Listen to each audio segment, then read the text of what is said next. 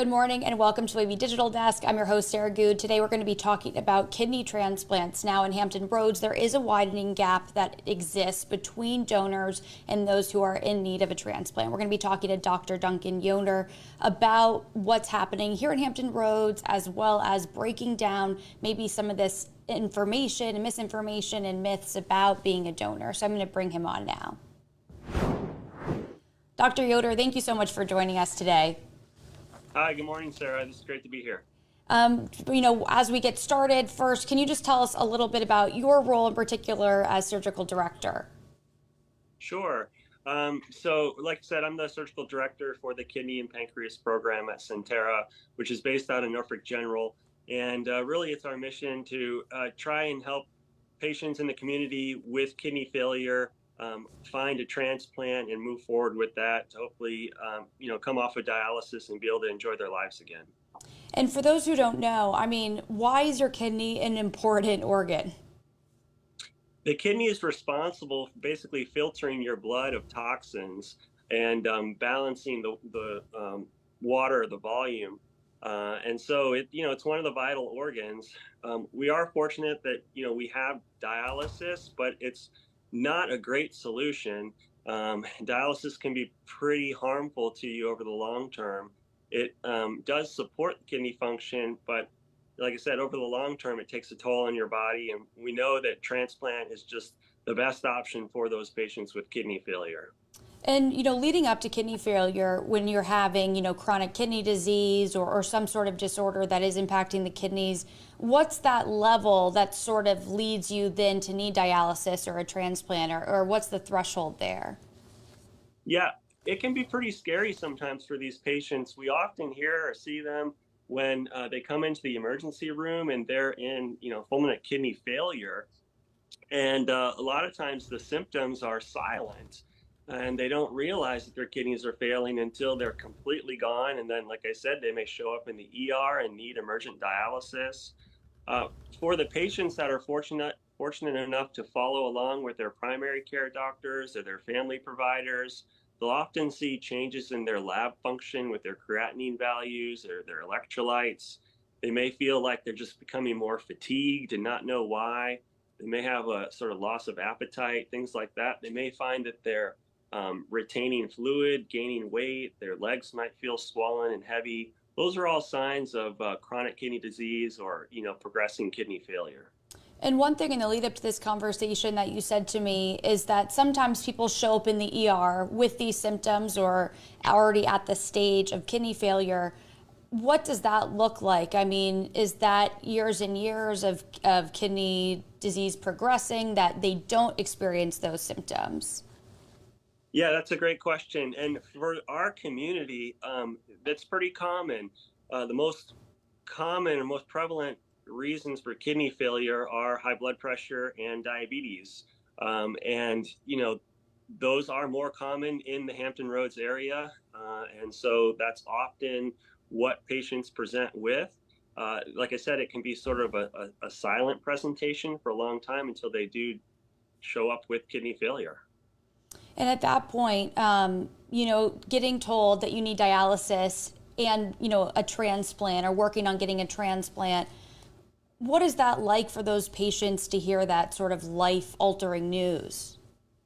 Yeah, I'm sure it's quite alarming. It can be scary. It might be hard to accept the fact that, they're in kidney failure.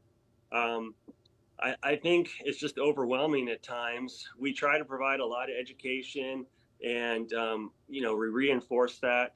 And I think once patients are aware of the options, then they start to feel like they can take more control back. And they do begin to feel better about that. They realize that, there is light at the end of the tunnel.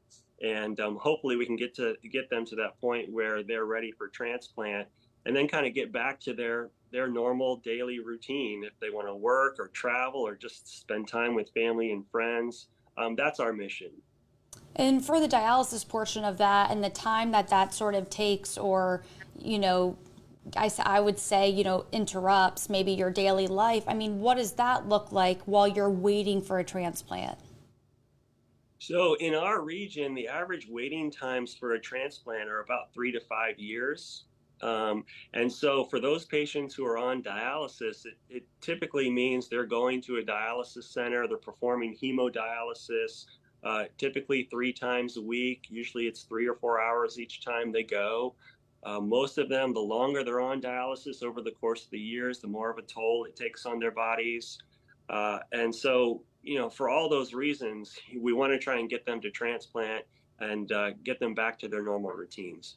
And one of the significant parts I think that I've learned through all of this is that, despite maybe social media links, the ability to sort of share information in, different ways now and new programs that exist for kidney transplant and kidney donors, there is still this widening gap that exists, at least in Hampton Roads, and I think across the country, for those who need a kidney transplant and the donors available. Can you talk about the discrepancy there? Yeah, absolutely. So it really goes back to the primary indications or causes of kidney failures. And certainly in our region, that's diabetes and high blood pressure. And those are just becoming more and more prevalent within the community. And so more and more people are developing chronic kidney disease or kidney failure. And there's just not enough donors to support them. And so whether that's deceased donors or living donors, that leads to a continuing widening of this gap. So, like you said, there are new areas we're trying to improve and close that gap, but unfortunately, it continues to expand.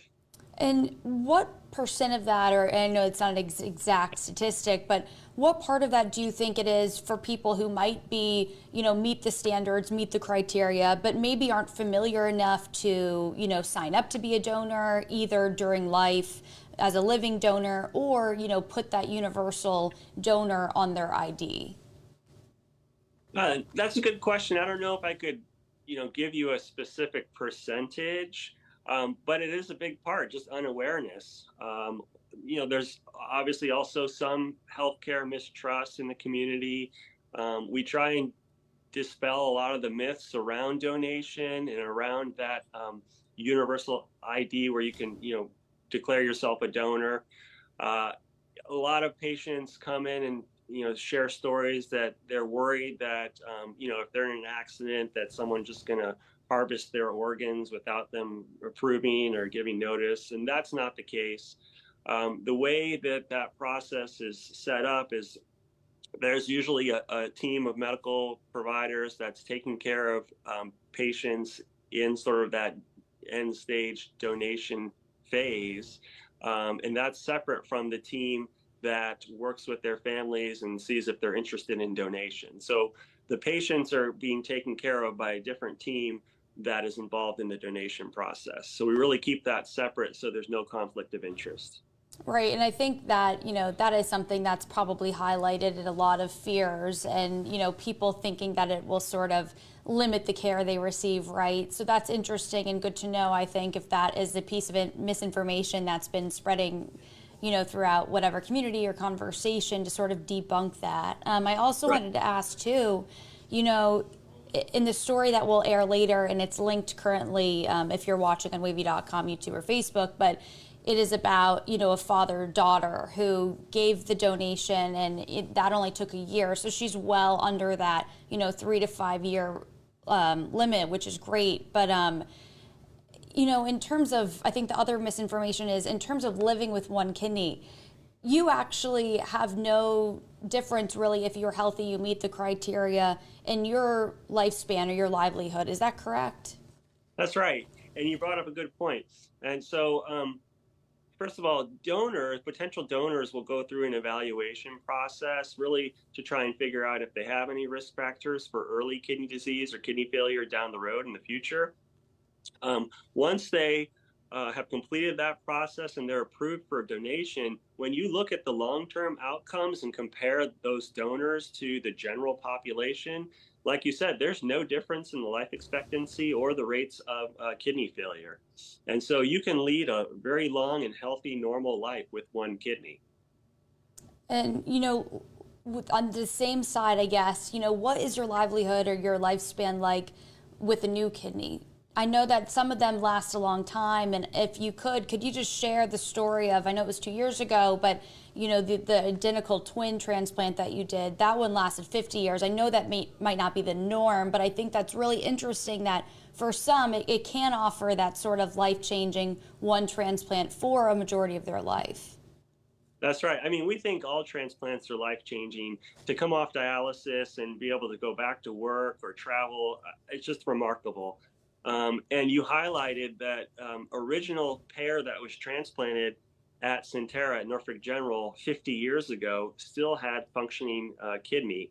Those were identical twins in a little bit of a rare situation, but just really highlights the life-changing impact of kidney transplantation.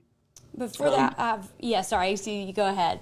That's okay. I was just going to say, when you look at sort of averages, we really divide them between living donor transplants and deceased donor transplants, and it really illustrates why living donation is so important. The outcomes are just better; they're so much better, and so those kidneys work quicker, they last longer. Average graft survival is probably about 12 to 14 years now. A lot of that depends on the donor and the recipient characteristics, but that's probably average. Deceased donors are probably closer to about 10 years. But a lot of that, again, depends on the donor selection and how well patients take care of their kidneys afterwards. And explain that process. It's a lot to do with, taking the right medication and follow-ups and such. Yeah, you're right. That's a huge part of it. We want to make sure that they're taking their immune suppression to prevent rejection. That's probably most critical. But we also want to make sure that they're managing those chronic conditions that may have led to their original kidney failure, like hypertension and diabetes. And I think that's why the transplant patients have better outcomes than those patients that stay on dialysis, is because they get great care, they get great follow-up, and we are managing those issues. And I just want to give some stats that Sentara gave me this morning. So just this year alone, you all have already had 27 kidney transplants with 4 living donors. Would you hope that the 4 living donor number that increases, significantly, or I mean, where does that stand? Yeah, absolutely. And that's a big part of this effort, is to raise awareness, within the community, to help people realize that living donation is the best option, and obviously to grow that volume. And I think people feel inclined to give, say, to a close family member or friend, but there are options to be a living donor if you match somebody that you don't know as well. Right. Living donation is incredibly accommodating. And so if you're interested in being a donor, if you have someone specific that you'd like to donate to and your blood types are compatible, that's great. That's what we would call a direct donation. However, your blood types are incompatible, you could still participate in living donation. We would just use a paired exchange program. And it's a great idea for those pairs that are not compatible. It allows you to donate to somebody who could receive your kidney, and then that recipient would have a donor that could donate to your intended recipient. And so that program is growing. We're doing more and more transplants that way, and it's a great backup plan for those incompatible pairs. There's also the possibility and the option for individuals who are just interested in donating, maybe not to any particular individual, maybe within the community. And we call those altruistic donors. We've had several of those over the course of the years, and they're really remarkable people. They just feel compelled to donate because maybe they've known somebody with kidney failure in the past and know what that's like. But they donate to the community, and so that allows somebody to come off dialysis. Sometimes it starts a whole chain of transplants that might be 10 or 12 or 20 patients long. Wow. And I know that the statistics probably change state to state, and the numbers every day, but I did also want to mention, for people watching to understand maybe the gravity of the situation is, there are some stats online that say as of March, there are, upwards of, I think one stat said 89,000 people, waiting for a kidney, and there were other stats online. I don't know if that number seems too high for you, but different government agencies have taken data and sort of are looking at and different donation sites, and also so some of that could be added up. But how does that number read to you? Does that seem too high? Do you think that's sort of where we are right now as a country, that many people could be on the list? Yeah, I think that's accurate, and it's staggering. I mean, it's such a huge number. And like you pointed out earlier, the gap between the number of donors we have and the number of patients who need a transplant continues to grow. So we're working really hard to find transplants for those patients that need it, and reduce the barriers to receiving a transplant. And I wanted to say too, along those lines, it said 103,000, a little upwards of people are on that national transplant waiting list, but that's for all things. So kidney really, the other donations required did not even add up really to the waiting list for kidneys, which I thought was also really interesting. Yeah, about 80% of the transplants in the country are kidney transplants. Yeah, I mean, to me, that's significant and just seems to say, having living donors and being able to sort of support your community seems to be huge. I mean, it's great that you're sitting down with me to sort of debunk some of these pieces of misinformation and such. Is there anything else that you get as a question a lot from patients or donors, even, when they come in and they're scared of certain things? The donors usually are pretty well informed. I think they get a lot of information from their intended recipients, and we really guide them through sort of the perioperative expectations. And a lot of patients will ask how soon, how long they have to be in the hospital, how soon they can return to work, things like that. And donors do really particularly well, whether that's through a robotic donation process or a laparoscopic. They'll typically spend a night in the hospital and then go home the following day. And usually they're back in their normal routine in about 3 to 4 weeks. And so I think a lot of donors are surprised that it's that quick. But really, the process has become pretty standardized, and the surgical approach is we think pretty well perfected now.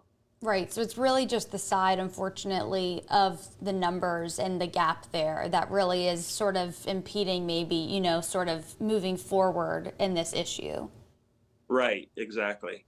And, the other piece of this, and just to go back to the story of Jessica and her father, is they had an incredible support system. It's obvious in the way that the family jumped, to test to see if they were a match, but also in the way that they had support from friends, family, church, community, and work, afterwards. And I think that was a huge light bulb for me that it's, it would be really hard to do this alone. And I know that people have support, but to have support from work, even for dialysis, if you have to take off, or help with raising kids while you're sort of undergoing these treatments and transplants. I mean, what do you see from your side about having that support network in this process?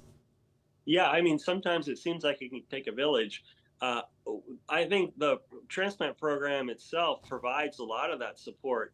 And a lot of it is sort of behind the scenes and maybe doesn't get noticed during the operation and the perioperative course. But we have a whole host of professionals, including the transplant coordinators, the social workers, the pharmacists. Um, there's a lot of people involved that help support these patients and provide the education for them to be successful. That's amazing. So you're obviously not just jumping into all of this alone between all of those resources you just listed. Right, right, exactly. There's a lot of support for them. Well, Dr. Yoder, I don't know if there was, any other top things that you wanted to mention today. I know that obviously one of the big things that seems to sort of be the highlight here, or the significant point, is just awareness in the community. And then is it also maybe focusing on these issues that are prevalent in our community? Is that up to sort of the primary care sector of, managing maybe the diabetes and the high blood pressure that is coming around?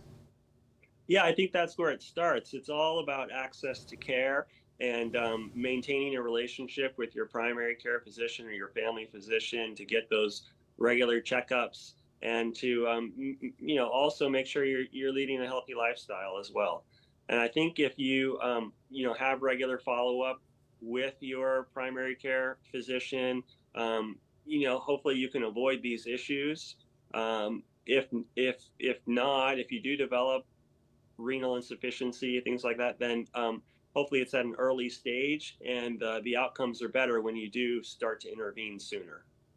Well, Dr. Yoder, thank you so much. I think, just to repeat quickly for people who are joining later, I just wanted to say, one of the things that I think you sort of highlighted in preparation for this is, you want people to not get to this stage, of course, of having chronic kidney disease and then needing dialysis and transplant. So really, in general, just getting checked up if you can, going to the doctor, staying in tune with your body, staying healthy. I mean, do you think those are sort of the cornerstones beyond, maybe some, genetic and other things that can happen, is really just making sure that you are not putting off the doctor for years and years at a time?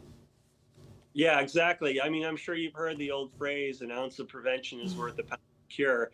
And it's really true. And so I would just encourage patients to maintain that relationship with their primary care doctors and hopefully, prevent these issues down the road. Absolutely. Well, Dr. Yoder, if there's anything else, I want to give you the floor. So before we wrap up here. Well, I just want to thank you, Sarah, for allowing us to participate in this venue. I think it's great to provide some education to the community, and we hope that by interfacing, that we're able to dispel some of those myths and hopefully have patients and other community members just more comfortable interacting with their physicians or other providers, and let them know that we're here to help. And the last thing, just jumping forward for people that maybe want to get questions answered or be in touch maybe about the donor program, is it possible for them to, to contact the Sentara donor, the transplant program, to ask questions, see if they are optioned to be a living donor, or is there somewhere else they should go? Absolutely. There's a great website through Sentara with the transplant program, and it provides some contact information there. And our coordinators are standing by, ready to answer any questions. So by all means, I'd encourage them to, check out the website, make those calls, and hopefully we can help. Absolutely. And, for anyone watching, those are all linked in the wavy.com article as well. So you can go to their transplant site at Sentara. Well, Dr. Yoder, thank you so much for joining me this morning. Thank you, Sarah. Take care. Bye-bye.